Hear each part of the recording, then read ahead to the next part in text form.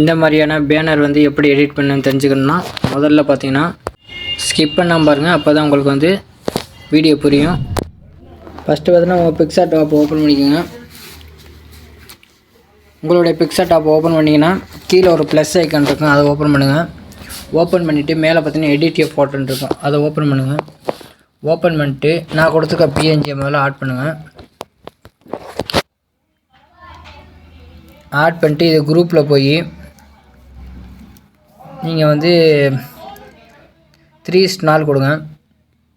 கொடுத்துட்டிங்கன்னா அடுத்து வந்து ஆடு ஃபோட்டோ போங்க. ஆடுபடியே உங்களோட இமேஜை நீங்கள் வந்து ஏற்கனவே பேக்ரவுண்டில் கட் பண்ணி வச்சுருந்தீங்க செலக்ட் பண்ணிக்கோங்க. செலக்ட் பண்ணிவிட்டு இதை வந்து நீங்கள் ஆட் பண்ணணும்.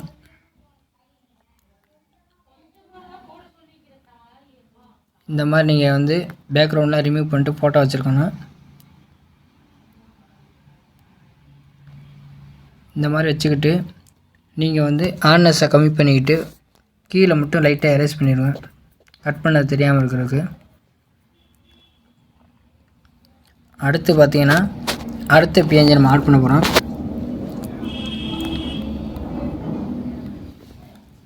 இந்த கம்பியை வந்து நம்ம அப்படியே செலக்ட் பண்ணி நம்ம வந்து பின்னாடி வைக்க போகிறோம். இது மாதிரி வச்சு மூடு கொடுத்திங்கன்னா பின்னாடி போயிடும். அடுத்த ஃபோட்டோ வந்து நம்ம ஆட் பண்ண போகிறோம். அடுத்த ஃபோட்டோ பார்த்தீங்கன்னா இந்த ஆடுகள்னு இருக்கிறத வந்து நம்ம செலக்ட் பண்ணி இதை வந்து நம்ம கீழே அப்படியே வைக்க போகிறோம். அவ்வளோதான்.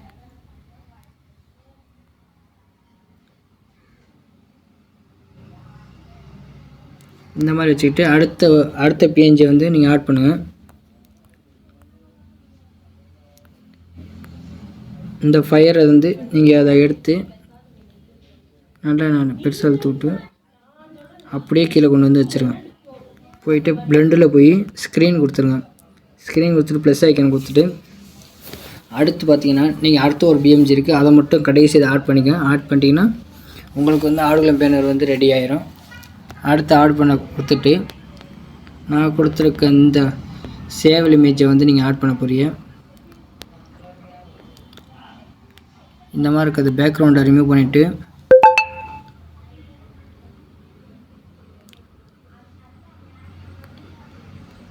இந்த இடத்துல வச்சுருங்க. மூடு கொடுத்தீங்கன்னா எழுத்துக்கு பின்னாடி போயிடும்.